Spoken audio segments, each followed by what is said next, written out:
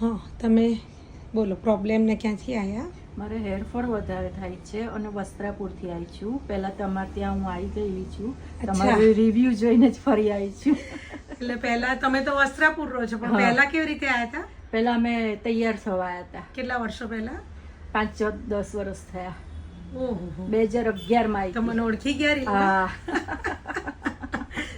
અમે મારો બેન, મારા ભાભી ને અમે 5-6 જણ રેડી થવા આવ્યા હતા આપણે ત્યાં. અને ગમ્યું તું કે નહીં એ તો કહો?